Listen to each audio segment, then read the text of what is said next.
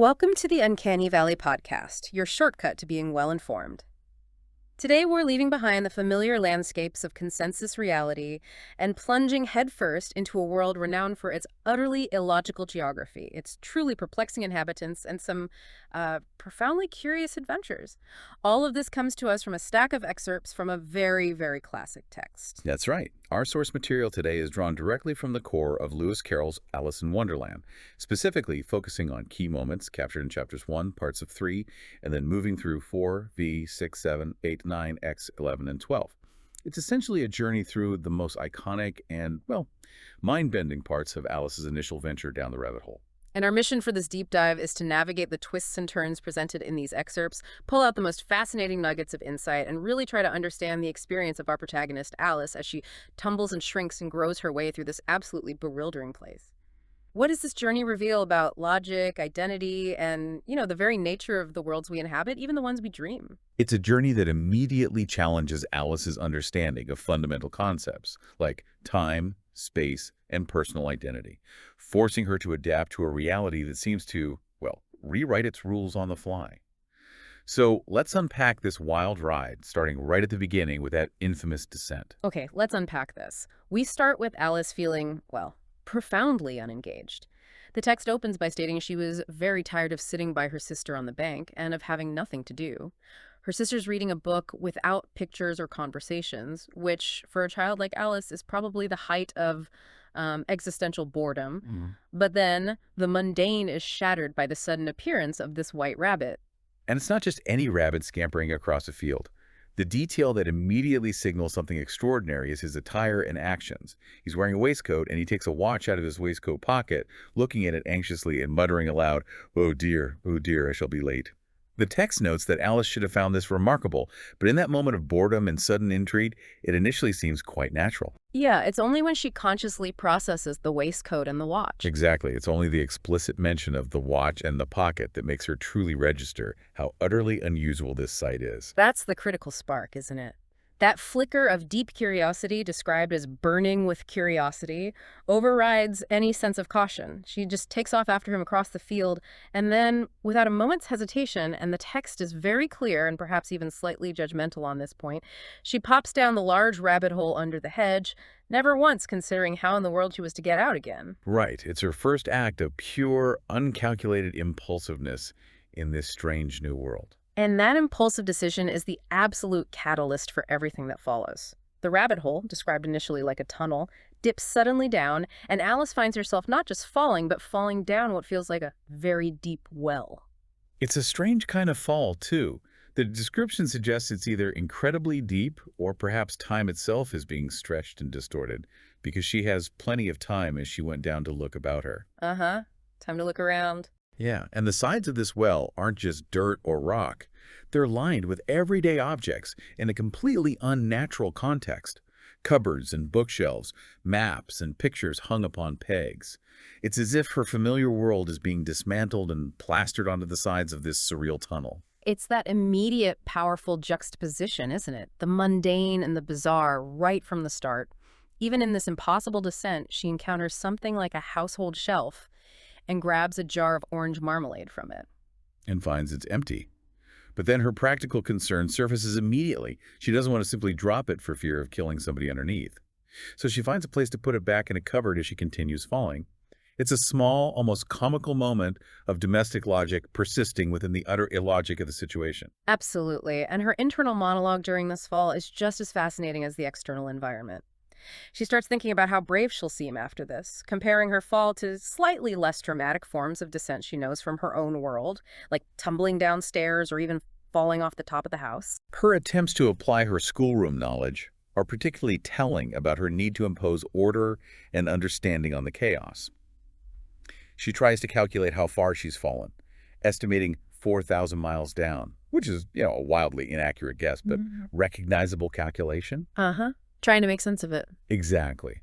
She wonders if she might fall right through the earth and come out among the antipathies people who supposedly walk with their heads downward. She pictures herself trying to curtsy to them while upside down. She even muses about asking what country it is. Please, ma'am, is this New Zealand or Australia? And worries about seeming ignorant for not knowing.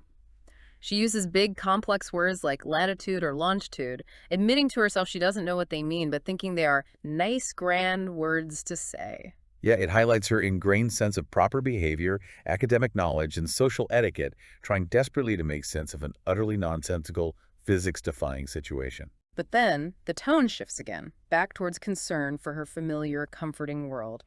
She starts talking about her pet cat, Dinah, hoping they remember Dinah's milk, wishing Dinah was with her. And pondering if cats eat bats, since there are no mice in the air down here, this is her grounding element, her connection to reality, which she brings into the fantasy. That "do cats eat bats" line repeats as she gets sleepy, eventually blurring into the even more nonsensical "do bats eat cats?" Ah. This confusion and verbal slippage signal her descent not just physically but also mentally towards a dream state, a blurring of consciousness before she lands with a surprising lack of injury. Thump, thump.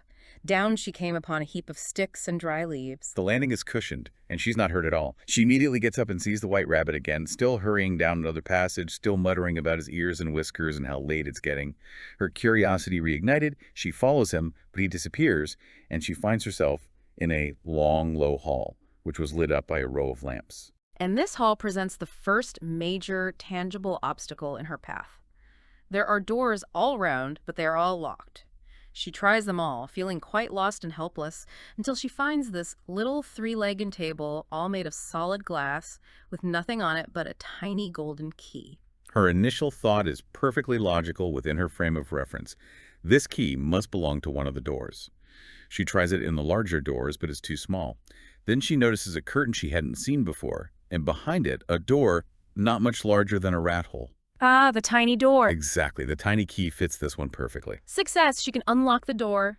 Except when she opens it, she can see into the loveliest garden you ever saw, filled with bright flowers and cool fountains, but she's far, far too big to fit through the tiny opening. She sits down and cries, feeling utterly defeated and desperate, trapped between her desire to enter the beautiful garden and the physical barrier of her size. This moment beautifully captures the frustration of desire blocked by physical constraints. She returns to the table, hoping to find another key, or perhaps in a very mid-moment, a book of rules about changing size. Instead, she finds a bottle that certainly was not here before, with a paper label that says, "Drink me," beautifully printed. And here's that blend of Alice's real-world upbringing and her developing curiosity in Wonderland. She's cautious. She checks the bottle first to see if it's marked poison, remembering lessons she's been taught. Right, the practical side. Since it's not marked, she decides to drink it. And the effect is immediate, dramatic, and terrifyingly rapid. She begins shrinking. She found that she was shrinking rapidly. So rapidly, in fact, that she starts talking to her own feet, which seem miles away. She plans to send them boots every Christmas, thinking what odd directions they'll need. Alice's right foot, Esquire, hearthrug, near the fender, with Alice's love.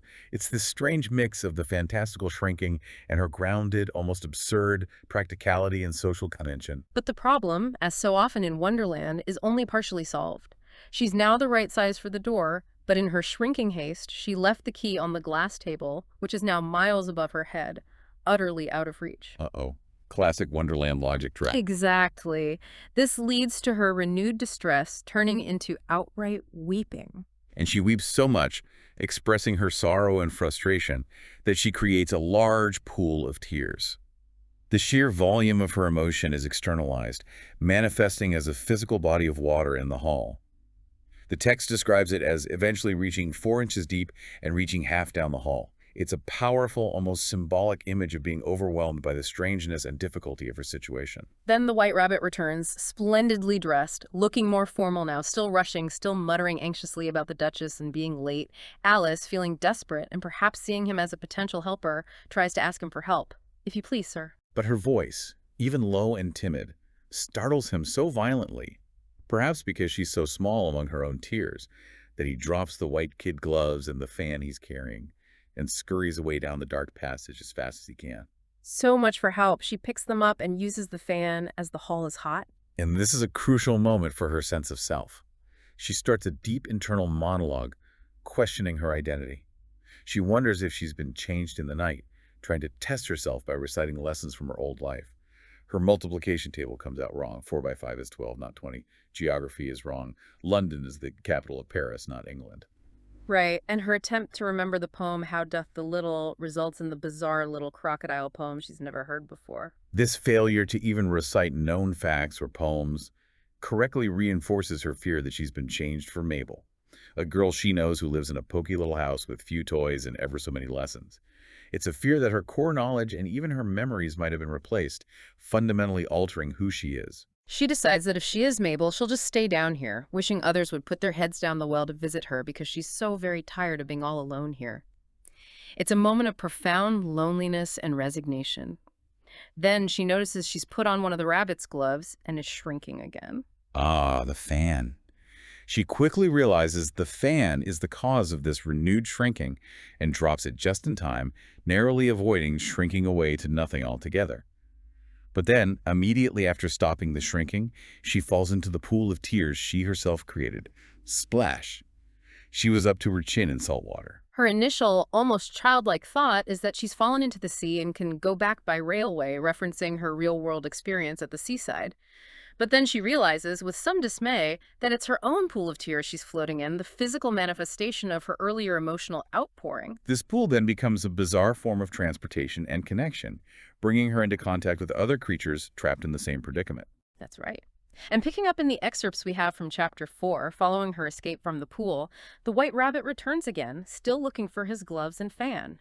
He spots Alice and, completely misidentifying her as his housemaid, calls out angrily, "Why, Marian, what are you doing out here? Run home this moment and fetch me a pair of gloves and a fan, quick now!" Alice, despite being much larger than the rabbit by this point after floating out of the pool, is still so frightened by his angry, authoritative tone and sense of urgency that she obeys instantly, running off towards the house marked W Rabbit, without questioning the utter absurdity of being ordered around by a talking rabbit.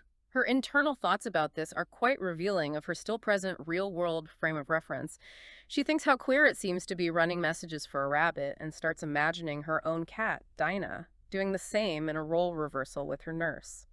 It's a way for her to process the strangeness by flipping the familiar. She finds the house, described as a neat little place, and goes inside. She finds the fan and gloves she was sent for, but her eye falls on something else near the looking glass. Another bottle. This time there's no label on it. But Alice, having learned that eating or drinking things in this world tends to have dramatic effects on her size, decides to try it anyway.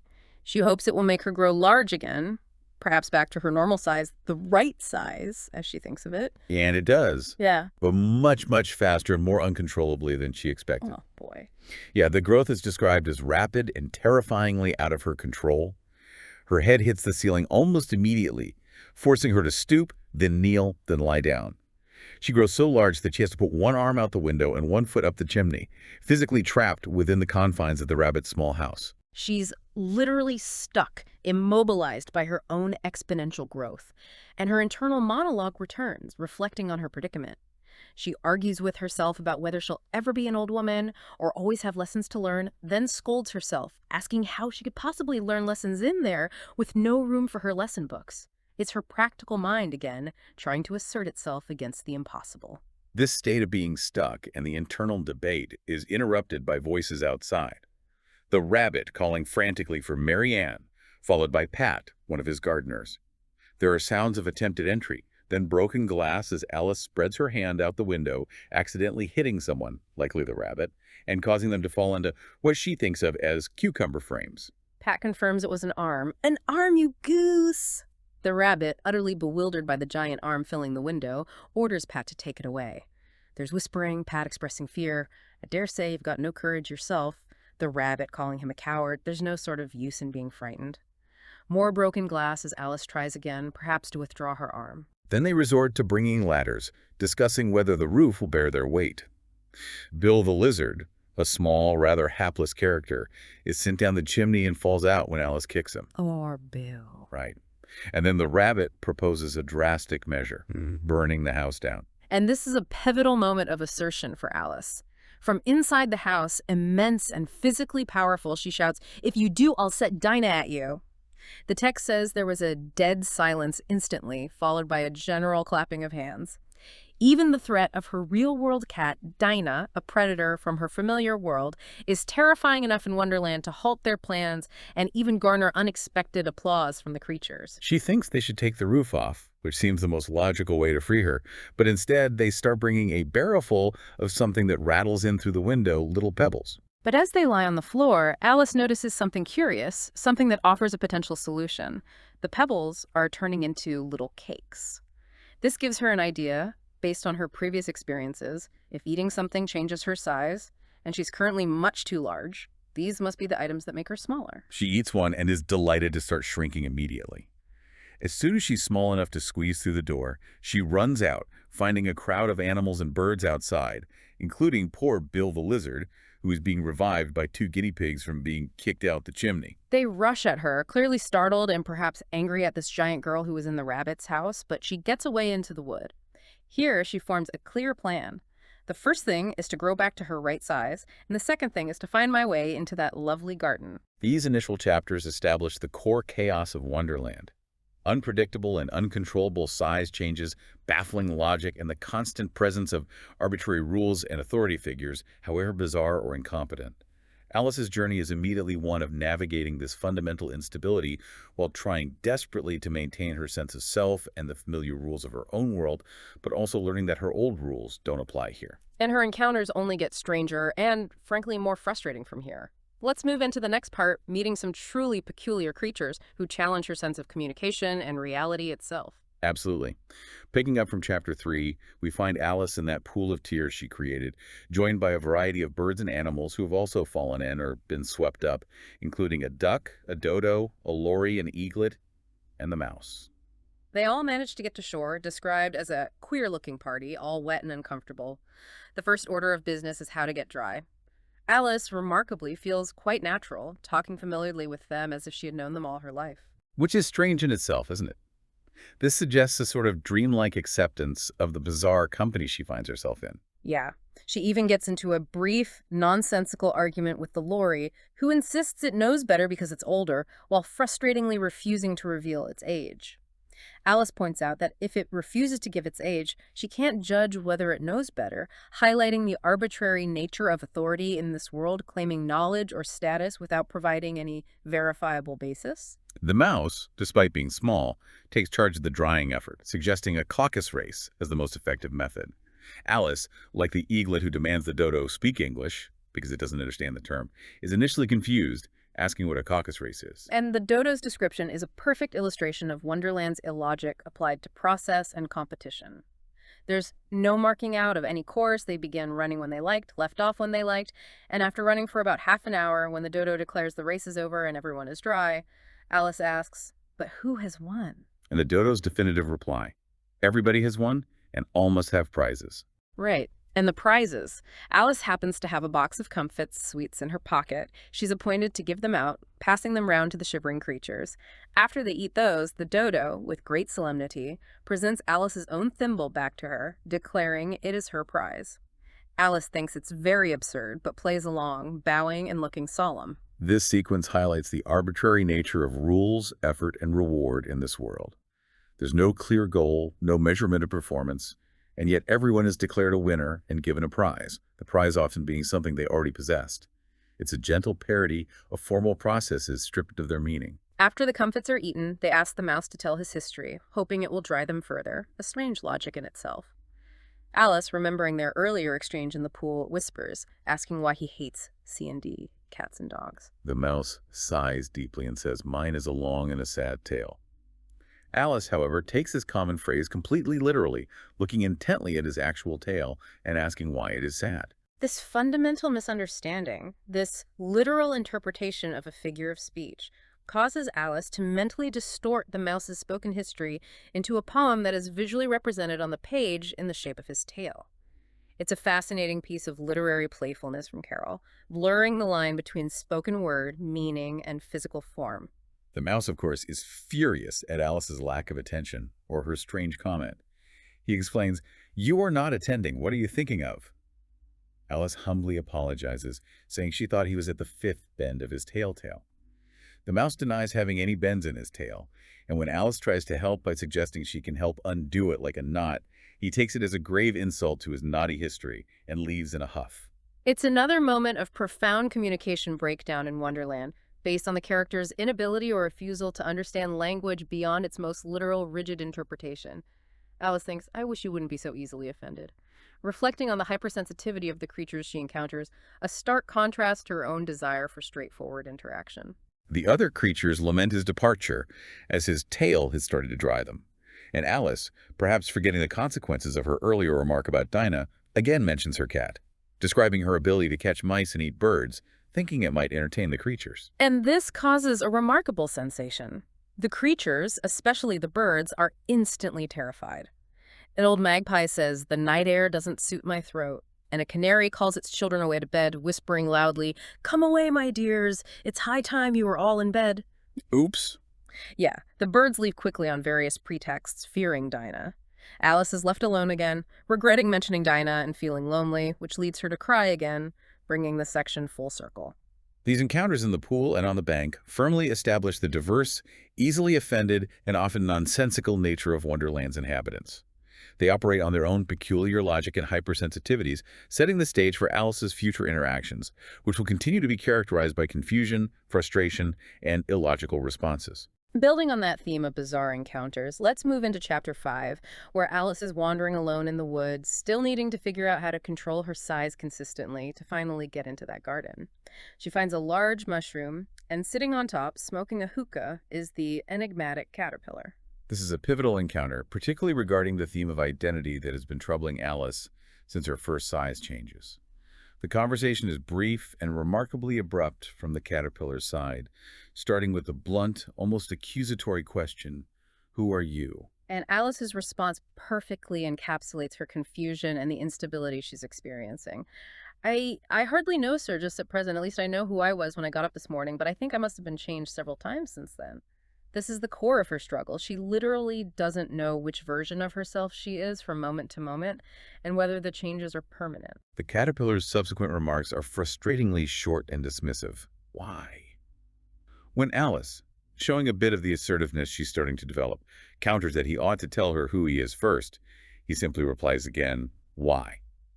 It's less of a genuine question, isn't it? More a challenge to her own justifications and assumptions about how conversations or introductions are supposed to work. Exactly. She turns away, irritated by his lack of engagement or helpfulness, but the caterpillar calls her back, claiming he has something important to say.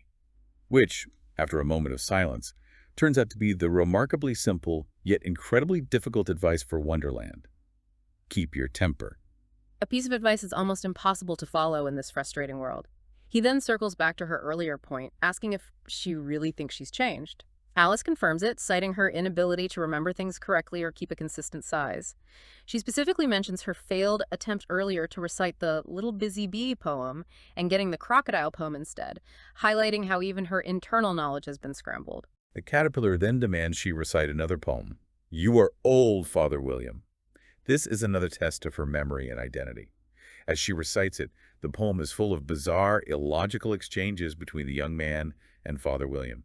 The young man asking why Father William stands on his head, does a back somersault, eats a goose with bones and beak, and balances an eel on his nose. And Father William's answers are equally strange, offering nonsensical justifications like injury to the brain for standing on his head, suppleness from ointment, which he tries to sell for the back somersault, muscular strength gained from arguing law cases with his wife for eating the goose, and claiming to be awfully clever for balancing the eel.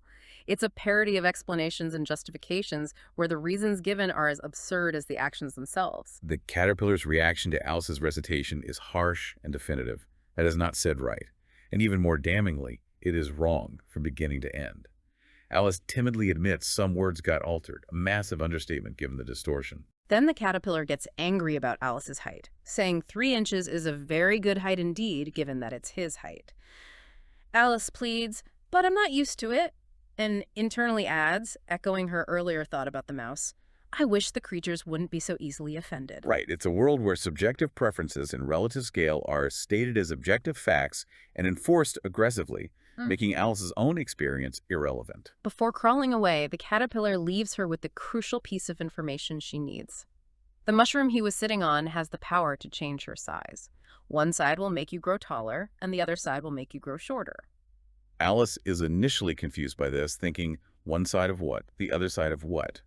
Until the caterpillar clarifies, just before disappearing entirely, of the mushroom. This leads to a practical, almost scientific challenge for Alice. How do you determine the sides of a perfectly round mushroom? Alice, using her ingenuity, breaks off a piece from each side and experiments.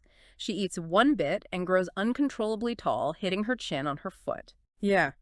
She quickly eats from the other bit and shrinks rapidly, almost disappearing altogether. This process of trial and error, consuming bits from each side, demonstrates her adaptation and growing resourcefulness. She learns through experimentation how to manage the effect, finally gaining a degree of control over her size.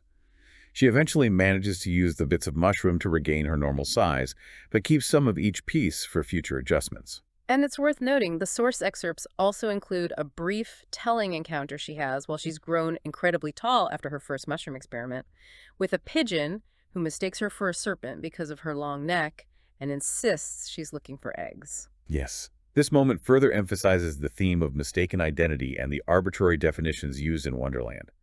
The pigeon defines Alice solely based on her immediate physical form, long neck, and projects its own fear of serpents, egg stealers, onto her, completely dismissing her assertion of being a little girl. It highlights how others in Wonderland see her not for who she feels she is, but for what her current, unstable form superficially resembles to them. So after grappling with size and identity, and finally figuring out how to control her physical state using the mushroom, she resolves again, with renewed determination, to find the lovely garden. Which brings us to part 3, and more strange encounters as she makes her way towards that goal, starting with reaching the Duchess's house in Chapter 6.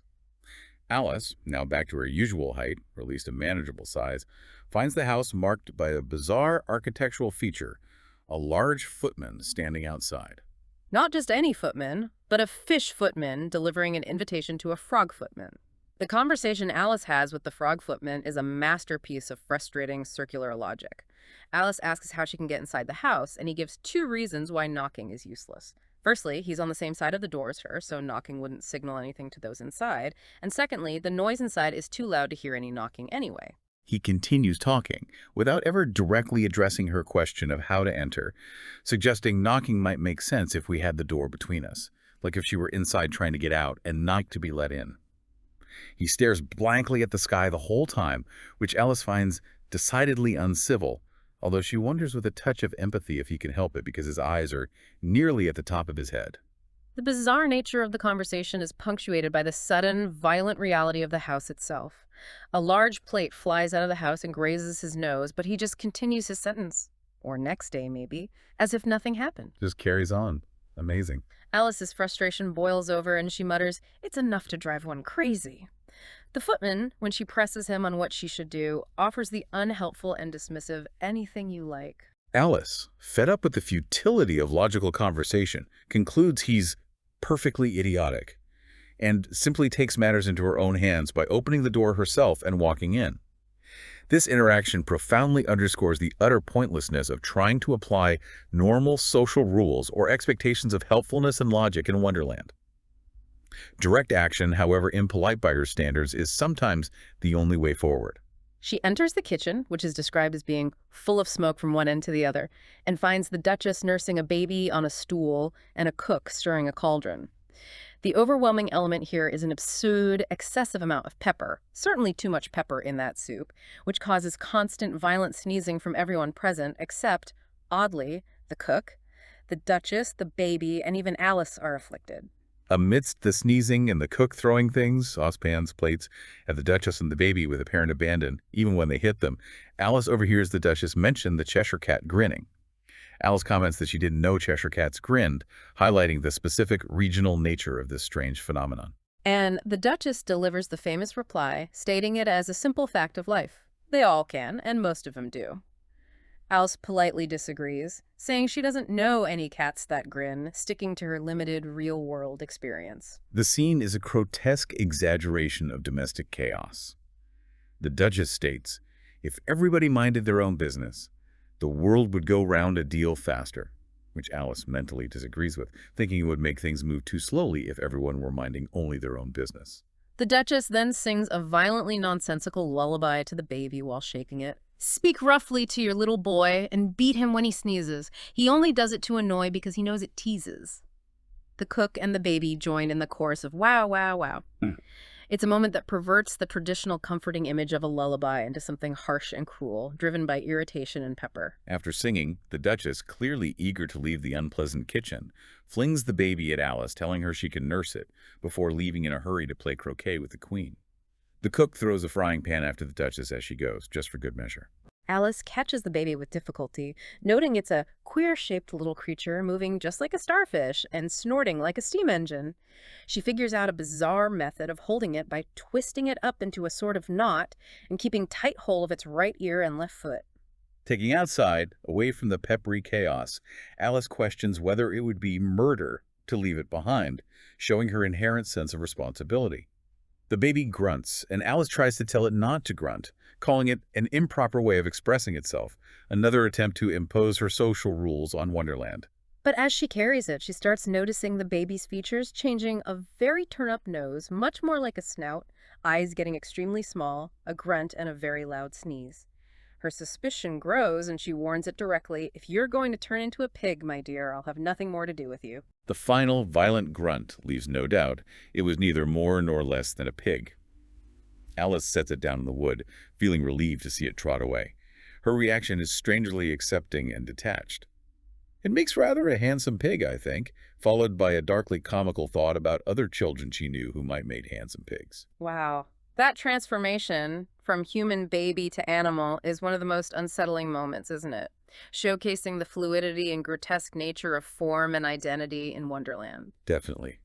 Just as Alice is contemplating this strange transformation, she is startled by the sudden appearance of the Cheshire Cat, sitting on a bough, doing nothing but grinning widely. Alice, timidly addressing it as Cheshire Puss, a common term for the breed, asks what sort of people live about here, seeking guidance in this strange place. The cat, still grinning, directs her towards the Hatter and the March Hare, stating plainly they're both mad. Alice, reasonably enough from her perspective, objects, "I don't want to go among mad people." But the cat delivers its most famous, defining line for this world, a statement that encapsulates the pervasive nature of its illogic. "Oh, you can't help that. We're all mad here. I'm mad, you're mad." The cat then offers its logic for its own madness, which is a wonderfully perverse inversion of expected behavior. Dogs growl when angry and wag their tails when pleased. The cat, however, growls when pleased and wags when angry, which Alice observes is actually purring. "Therefore I'm mad," the cat concludes, using this inverted logic as proof of its own deviation from a perceived norm. Yeah, it's a challenge to Alice's understanding of cause and effect and what constitutes normal behavior. After asking about the Queen and croquet, the cat performs its signature trick, vanishing quite slowly, beginning with the end of the tail and ending with the grin, leaving only the disembodied smile hanging in the air for some time after the cat is gone. This prompts Alice's profound and perfectly rational observation about the fundamental strangeness of what she's witnessed. A grin without a cat. It's the most curious thing I ever saw in my life. It's a visual metaphor for things existing independently of their source or form, a recurring theme in a world where identity, size, and even presence are unstable. The cat reappears briefly later after Alice leaves the pig, and she complains about its sudden vanishing making her dizzy. The cat agrees that it does tend to have that effect and obligingly vanishes again, but this time quite slowly, beginning with the end of the tail and ending with the grin, which again remains after the cat is gone. Alice repeats her thought about the grin without a cat being the most curious thing, reinforcing the impact of this impossible sight. This encounter with the Cheshire Cat reinforces the theme of madness as a defining characteristic of Wonderland and introduces a character who exists partially or wholly independently of physical form, adding another layer of surrealism and challenging Alice's understanding of what is possible. Speaking of madness and frustrating encounters, that brings us to part 4, starting with the notorious Mad Tea Party in Chapter 7. Alice is now explicitly seeking the garden, having gained some control over her size. She approaches the March Hare's house, noting its strange architecture, chimneys shaped like ears, roof thatched with fur, a deliberate animalistic design. She shrinks herself down using the mushrooms she kept to approach cautiously. The scene is set with a large table laid out under a tree outside the house, where the March Hare, the Hatter, and our sleeping Dormouse are crowded together at one corner. Despite plenty of empty seats and space around the table, they immediately tell Alice, no room, no room. When she approaches, an immediate act of arbitrary unwelcomeness. Alice, already feeling somewhat assertive after her experiences, points out there's plenty of room and sits down anyway. The March Hare then offers her wine, but there's none on the table, leading to an immediate argument about civility. They accuse her of being uncivil for sitting without being invited, and she retorts that it wasn't civil of them to offer wine they didn't have. It's just a clash of rigid, nonsensical social rules from the get-go. Totally. The Hatter makes the first personal remark, staring at her and bluntly saying, "Your hair wants cutting." Alice, recalling the caterpillar's advice to keep her temper, but also asserting her rights, tells him he should learn not to make personal remarks. It's very rude, attempting to apply her world's social rules to them. The Hatter then poses the famous riddle. Why is a raven like a writing desk? Alice, anticipating a moment of actual intellectual engagement or fun, thinks she can guess it. But the conversation constantly jumps between unrelated topics, demonstrating their utterly fragmented and illogical thought processes. The Dormouse keeps falling asleep mid-sentence and has to be woken up, often by being pinched or having hot tea poured on his nose. Ouch. The Hatter's watch, which tells the day of the month but is 2 days wrong, is discussed. He blames the March Hare for putting butter in the works with his bread knife. The dates of their quarrel with time are given as March 14th, 15th, or 16th, illustrating a fluid and unreliable grasp of even recent events. And then, after Alice has given up trying to solve it, the riddle is revealed to have no answer at all. Alice, utterly exasperated, calls it a waste of time to ask riddles that have no answers. This leads to the Hatter's bizarre explanation of time as a person or perhaps a capricious entity. It's him! He explains they had a quarrel last March, just before he went mad, which connects to the March Hare and the idea of mad as a March Hare. And now time refuses to do anything he asks. This leaves them perpetually stuck at 6 o'clock, always tea time. It's personification and rigid control of time that makes normal life impossible, trapping them in an endless loop of this single activity. They abruptly change the subject and demand Alice tell a story. When she says she doesn't know one, they make the Dormouse tell one. He starts the story of Elsie, Lacey, and Tilly living in a treacle well. Alice, with her still present practical concern for food and reality, repeatedly interrupts with illogical questions about the story. What did they live on?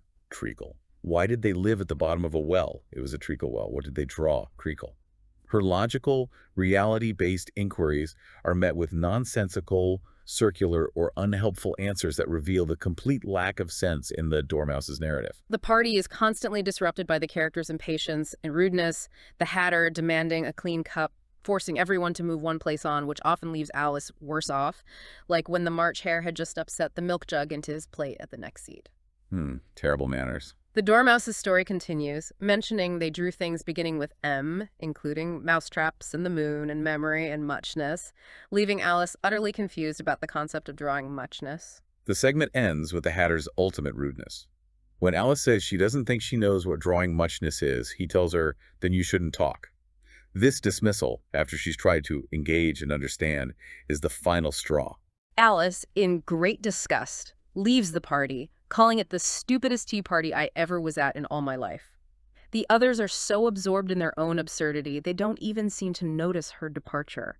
As she walks away, she notices a door in a tree and, thinking everything's curious today, goes through it, finding herself back in the long hall with the glass table and the tiny key, full circle, back to the beginning of her quest for the garden. This time, she knows exactly what to do. She uses the key to unlock the door to the garden, and then, using the bits of mushroom she wisely kept, carefully shrinks herself to about a foot high, the precise size needed to go through the little passage. And finally, after all these struggles with size, identity, and bewildering social interactions, she enters the beautiful garden among the bright flower beds and the cool fountains. This feels like the accomplishment of her initial goal, the reward for navigating the chaos, but the strangeness is far from over. It certainly is. Stepping into the Queen's Croquet-Ground, as described in Chapter 8, she immediately sees 3 gardeners, 5, 7, and 2, card soldiers identified by the numbers on their backs, desperately painting white roses red on a rose tree. Their explanation is simple, panicked, and rooted in fear of a harsh, arbitrary punishment. They mistakenly planted a white rose tree instead of a red one, and fear execution by the Queen if she discovers their error. They are frantically blaming each other as Alice approaches, highlighting their individual anxiety within a system of fear. Then the royal procession arrives, more cards walking on legs, soldiers carrying clubs, courtiers diamond-shaped, royal children dressed with hearts, followed by the king, queen, and knave of hearts.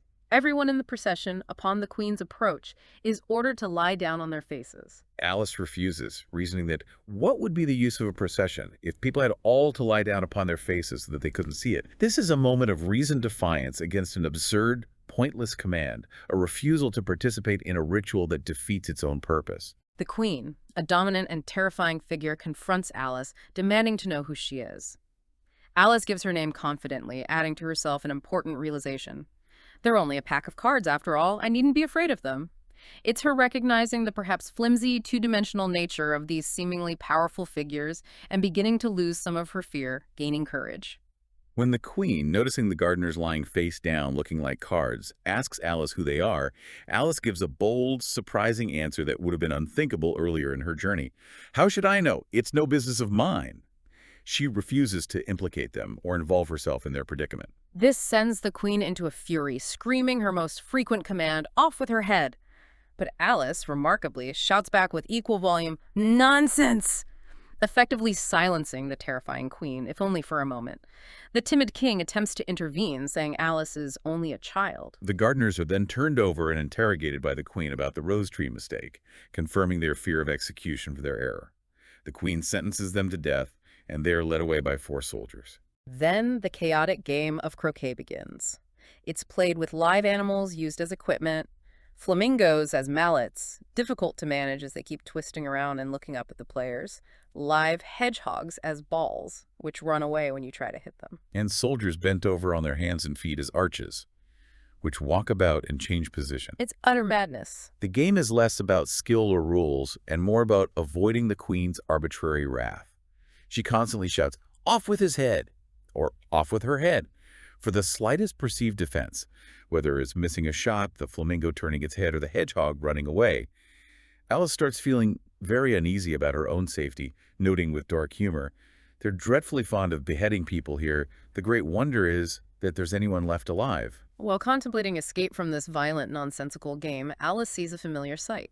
The Cheshire Cat's grin reappear in the air, followed by its head. She's visibly relieved to have someone slightly less terrifying, albeit mad, to talk to, and complains to the cat about the unfair, chaotic game and the constant quarreling and threats of execution. The cat asks how she likes the queen.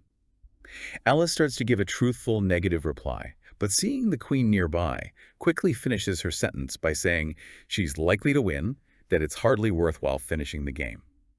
This quick thinking, learning to temper her honesty with the practical dangers of this world, saves her from the queen's fury in that moment. The king approaches the cat's head, which is still suspended in the air, asking who it is. Alice introduces it as her friend, the Cheshire Cat. The king takes an immediate dislike to the cat, finding its hovering head unsettling, and orders it removed, especially after the cat refuses to kiss his hand. I'd rather not. This leads to an absurd logical debate among the king, queen, and the executioner about whether you can behead a head if there is no body attached to it. The executioner argues he cannot execute a head without a body to separate it from. Right, while the king argues that anything that has a head can be beheaded. And the queen, impatient with the legalistic quibbling, threatens to execute everyone if they don't resolve it immediately. It's a perfect encapsulation of Wonderland's arbitrary justice and the breakdown of even basic physical logic. Alice, seeing their deadlock, suggests asking the Duchess, since the cat belongs to her. The queen, hoping this will resolve the issue, orders the executioner to fetch the Duchess. But by the time the executioner returns with the Duchess, the cat's head has quietly faded away and disappeared completely, leaving the logical dilemma unresolved. The king and executioner are left frantically searching for the vanished head, highlighting the futility of applying their rigid, though nonsensical rules to something that defies physical existence.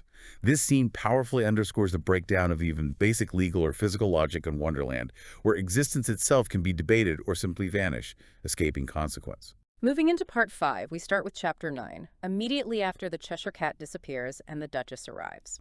The Duchess returns, surprisingly, in a very pleasant temper, linking arms with Alice and being quite conversational.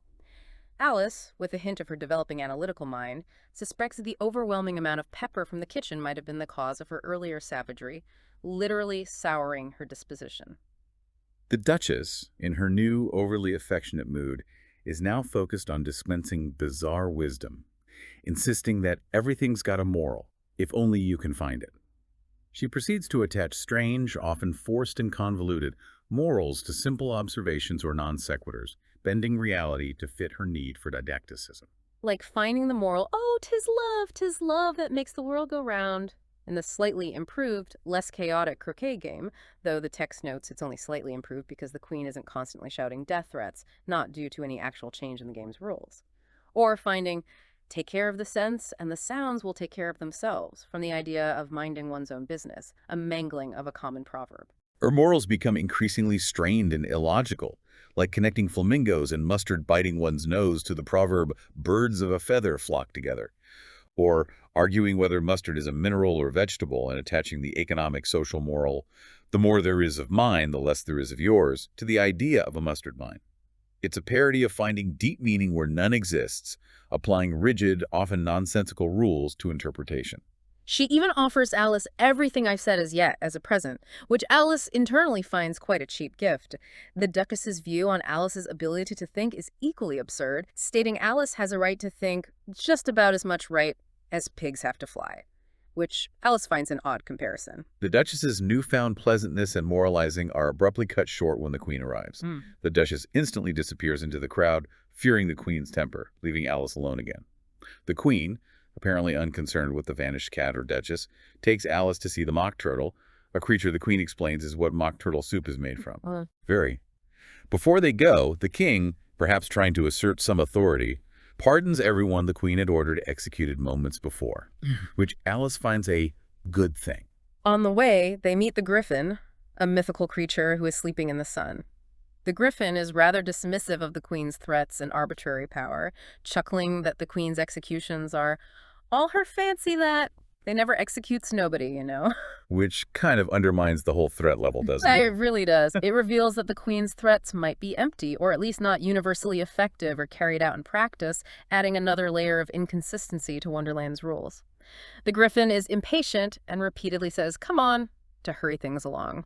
They find the mock turtle, a creature with the head and legs of a turtle and the body and tail of a calf, sitting sadly on a rock, sighing deeply. The Griffin is just as dismissive of the mock turtle's sorrow as he was of the Queen's threats, saying it's all his fancy that he hasn't got no sorrow, come on. Despite the Griffin's claims that his sorrow is mere fancy, the mock turtle appears genuinely sad. He agrees to tell Alice his history, but insists they sit down and be silent until he finishes, prompting Alice to think, with her typical logic, I don't see how he can ever finish if he doesn't begin. He eventually starts his history, beginning with a poignant statement. Once, I was a real turtle. This immediately establishes his identity crisis and nostalgia for a different state of being. This is followed by a long silence filled with sobs from the mock turtle and occasional impatient noises from the Griffin. He then recounts his school days in the sea.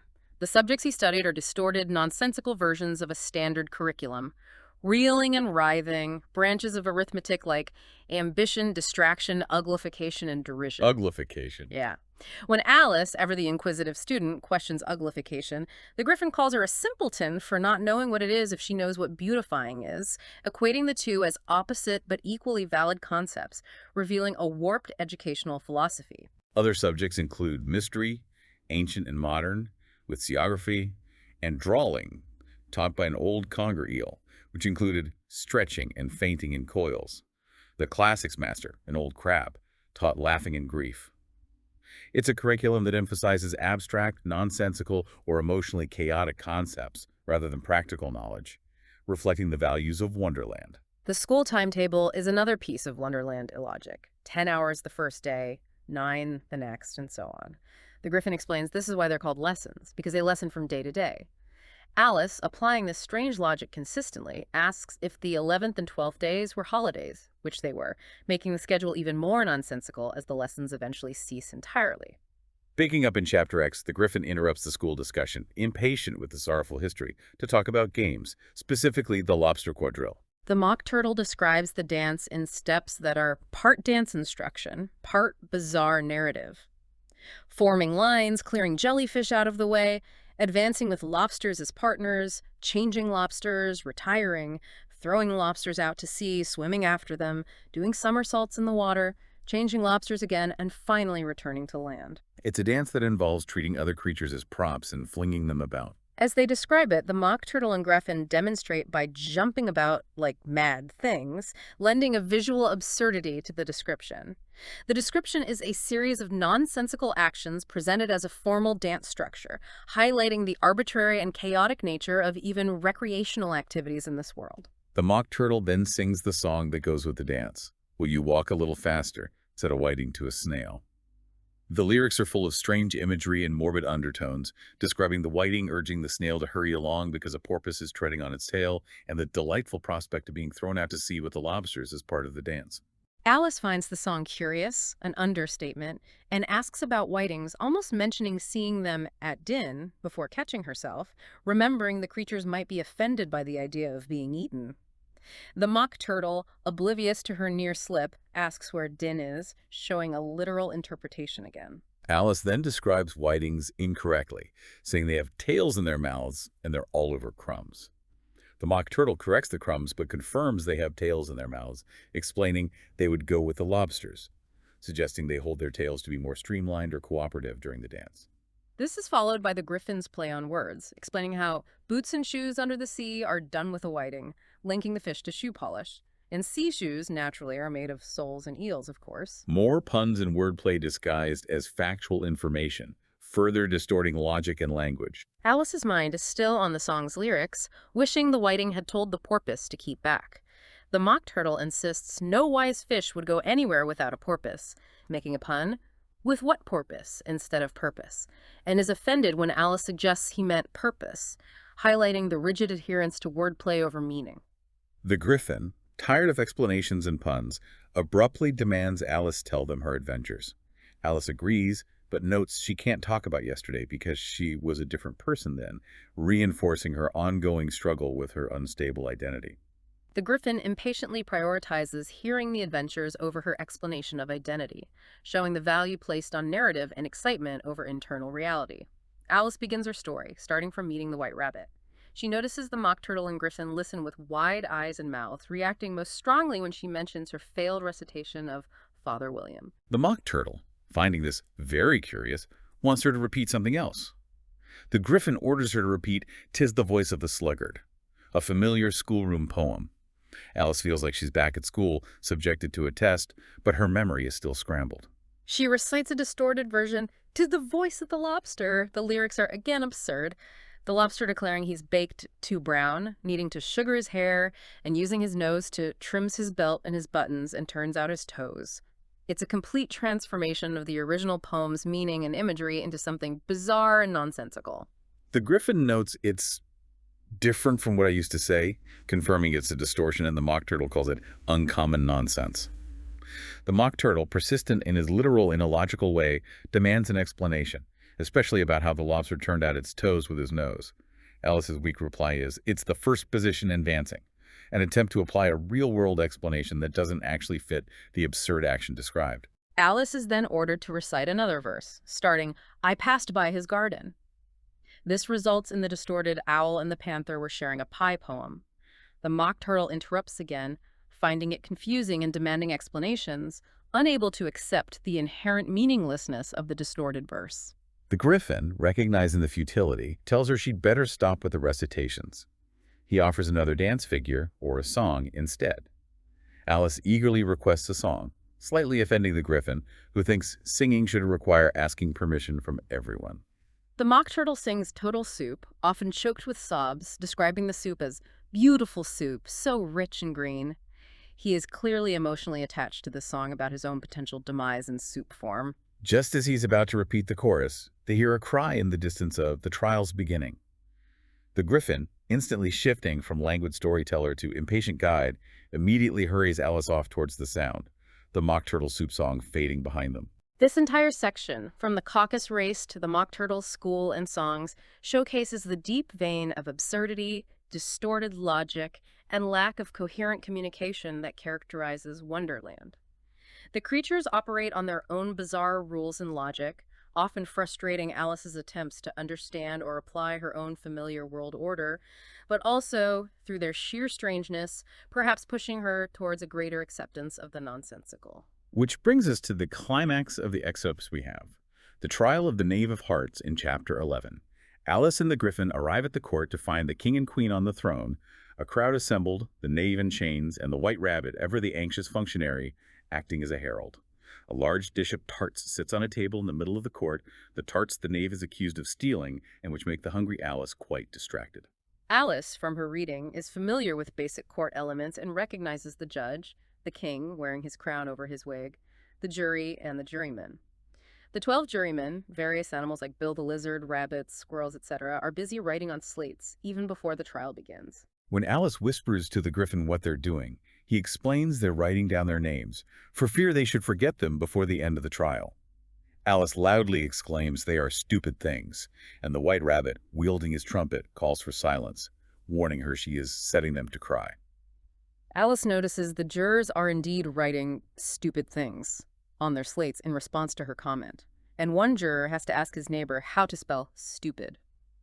This immediately establishes the utter incompetence and absurdity of the judicial process here.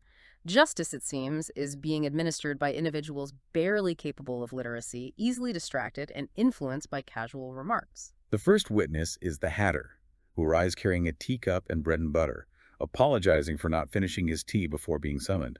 The king questions him about when he began tea, leading to conflicting and irrelevant dates from the Hatter, March Hare, and Dormouse, 14th, 15th, 16th. The king, attempting to apply some form of official procedure, absurdly tells the jury to write down all 3 dates and add them up and reduce the answer to shillings and pence. Shillings and pence. For dates. Yep. This instruction to perform a nonsensical mathematical calculation on dates and convert the result to currency perfectly highlights the complete breakdown of sense and purpose in the proceedings. The king orders the Hatter to take off his hat, citing court etiquette. The Hatter says it isn't his, isn't mine, leading the king to declare it stolen, which the jury immediately notes down on their slates. The Hatter clarifies he sells hats and keeps none for himself, but the king is stuck on the word stolen. The queen, a figure of terrifying arbitrary authority, stares intently at the Hatter, making him visibly nervous. The king threatens execution if he doesn't give relevant evidence and stop being nervous. The Hatter's testimony is rambling and incoherent, mentioning the thinness of the bread and butter and the twinkling of the tea. The king, again demonstrating his literalism, focuses solely on the word twinkling because it begins with tea. The Hatter tries to involve the March Hare and Dormouse, who are also present in the court. The March Hare confirms some details vaguely, while the Dormouse is asleep and has to be pinched awake by the Hatter. When asked what the Dormouse said, the Hatter can't remember, further frustrating the king, who repeats his threat of execution for irrelevant reasons. The Hatter's plea, "I'm a poor man," is met with the king calling him a very poor speaker. During this chaotic testimony, a guinea pig in the crowd cheers and has immediately suppressed the text, gives a detailed, rather grim and darkly humorous explanation. 2 court officers put it into a large canvas bag and sat upon it. That's specific. Right. Alice finds satisfaction in finally understanding this phrase she'd read in newspapers, connecting the bizarre event to her real-world knowledge. Another guinea pig cheers later and is also suppressed in the same manner. Alice thinks this finishes the guinea pigs and they can get on with the trial. The Hatter is eventually dismissed, still wanting to finish his tea. As he makes his escape, the queen, embodying capricious cruelty, chillingly commands an officer to just take his head off outside. But the Hatter is gone before the order can be carried out, escaping the arbitrary sentence. The second witness is the Duchess's cook, who is brought in carrying her pepper box, which immediately causes everyone present to sneeze violently. Her only response to the king's command to give evidence is a defiant, monosyllabic shan't. The king struggles to cross-examine her or extract any information, eventually getting a headache from the pepper and the frustration. He tells the queen she must cross-examine the next witness, abdicating his role. And then, in a surprising and pivotal moment to Alice's astonishment and growing sense of being embroiled in the chaos, the white rabbit, the herald, announces the next witness, Alice herself. This sudden turn puts Alice directly in the path of this absurd, dangerous, and nonsensical justice system. Having been a bewildered observer, she is now a central figure, forced to participate in its illogic. Indeed. Picking up in Chapter 12, Alice jumps up quickly when her name is called, forgetting her increasing size once again. Her skirt catches on the jury box, tipping it over and scattering the jurymen across the court like a globe of goldfish. She apologizes profusely and, with her usual sense of order and care, tries to put the small creatures back into the box, concerned about their well-being. The king, Recovering, asks what she knows about the business at hand, the stolen tarts. Alice replies simply and truthfully, nothing.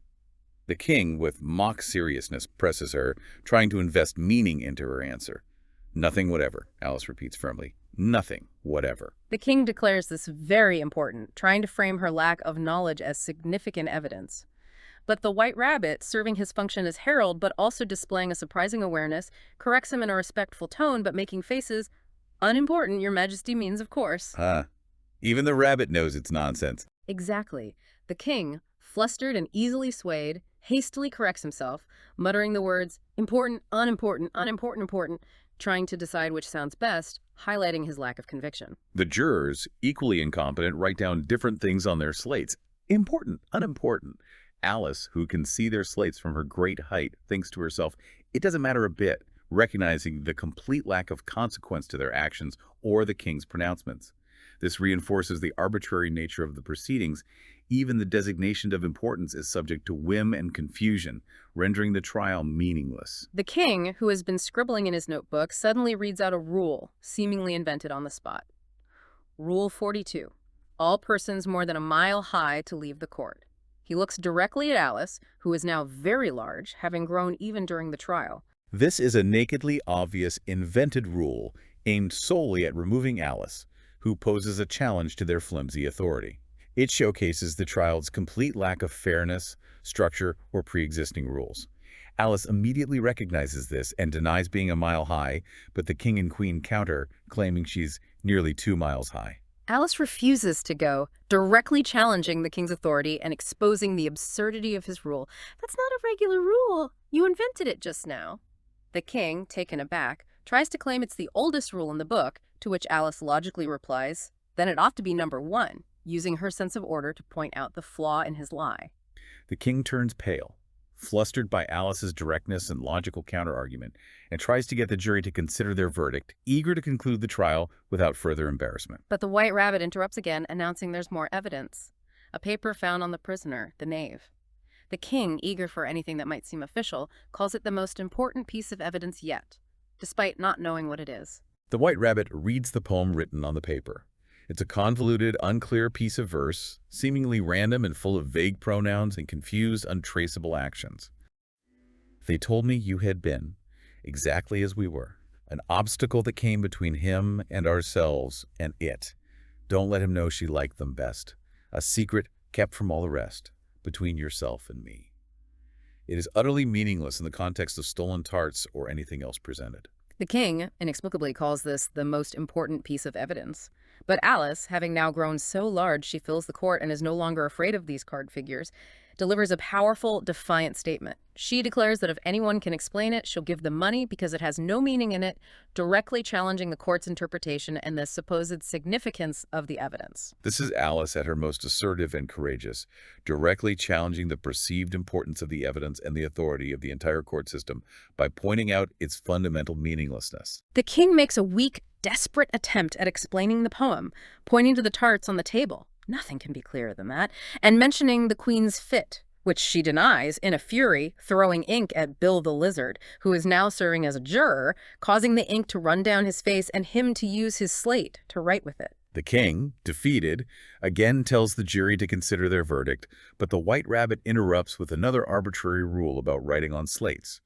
The king, wanting to conclude, asks Alice what she knows about the paper. She knows nothing. The queen, reaching her limit of patience with Alice's defiance and the trial's lack of progress, screams her ultimate command, off with her head. But significantly, nobody moves. Alice, now at her full, enormous size, towering over the court and fully realizing the insubstantial nature of these characters, delivers the decisive final line of the trial, stripping them of their perceived power. Who cares for you? You're nothing but a pack of cards. At this, her declaration seems to break the spell, and the whole pack of cards flies up into the air and comes flying down upon her. She gives a little scream, part fright, part anger, trying to beat them off, and suddenly finds herself no longer in the chaotic courtroom, but back where she started. She's lying on the bank, her head in her sister's lap, the sister gently brushing leaves from her face. The attack by the cards in the dream, their fluttering descent, coincides precisely with the leaves fluttering down from the trees in reality. It's the bridge between the dream world and the waking one. And she realizes, with relief, that it was all a dream. The text then shifts perspective slightly to her sister's experience, lying there half believing the possibility of the dream, and reflecting on how the creatures and noises of Alice's fantastical world are layered onto and perhaps even interpreted through the mundane reality of the farmyard around them as Alice wakes up. The rustling grass where the white rabbit first appeared becomes the sound of the real rabbit hurrying by. The splash of the mouse in the pool of tears is the mouse splashing through a nearby pool on the bank. The rattle of the teacups at the mad tea party is the sound of sheep bells in the distance. Uh-huh. And the queen's shrill cries are the shouts of the shepherd boy, the chaotic noises of the pepper kitchen, the griffin's shriek, and the suppressed guinea pigs become the confused clamor of the busy farmyard, and the mock turtle's sobs are the lowing cattle from the farm. This beautiful closing passage illustrates how the dream's elements were perhaps built upon Alice's unconscious observations of her surroundings before she fell asleep, or how her sister now interprets the real world through the vivid lens of Alice's dream narrative. It underscores the intimate connection between the waking and dreaming states, suggesting perhaps the extraordinary is just a reordering of the ordinary. The passage ends with the sister picturing Alice growing up, keeping her simple and loving heart of her childhood, gathering other children around her, making their eyes bright with tales, perhaps even recounting the dream of Wonderland of long ago. She imagines Alice sharing the story, and in doing so, keeping her own childlike capacity for wonder and imagination alive, able to feel with their simple joys and sorrows, and remember her own child life and the happy summer days. Okay, we've really unpacked the strange, illogical, and utterly captivating world of Alice's adventures as presented in these key chapters from the sources you shared. What stands out so vividly from navigating these excerpts is the constant disorienting shift in reality, the arbitrary rules that appear and vanish without notice, and Alice's ongoing struggle with identity, logic, and control in a place that fundamentally defies all three. We saw Alice navigate bewildering conversations that follow no discernible rules, experience impossible physical changes that alter her sense of self, and interact with characters who couldn't be bothered with common sense, courtesy, or even consistent existence, like the Cheshire Cat or the Vanishing Duchess. From the disorienting, physics-defying fall down the rabbit hole, through those maddening encounters with creatures like the hypersensitive mouse, the nonsensical caterpillar, the unsettling pig baby transformation, the rude tea party attendees, and the sorrowful mock turtle, to the chaotic and nonsensical trial that culminates in a challenge to the very nature of authority, the sources paint a powerful, unforgettable picture of a world operating purely on dream logic, unbound by waking constraints. The text ends with Alice's awakening and her sister's poignant reflection on the dream, beautifully overlaying the fantastical elements onto the mundane farmyard sounds and sights, and looking ahead to the legacy of the story, suggesting that keeping the childlike heart and imagination alive is a valuable treasure. It makes you wonder, doesn't it? When the logic of our dreams can feel so intensely real within the dream state, yet is completely different from our waking lives. How do we truly distinguish between the sensible and the nonsensical rules that govern the various worlds we find ourselves in, whether waking, dreaming, or somewhere in between? Or do we, like Alice, simply have to adapt, challenge, and navigate the curious rules as best we can, finding moments of courage and clarity amidst the confusion? That's something to mull over until our next deep dive on the Uncanny Valley podcast.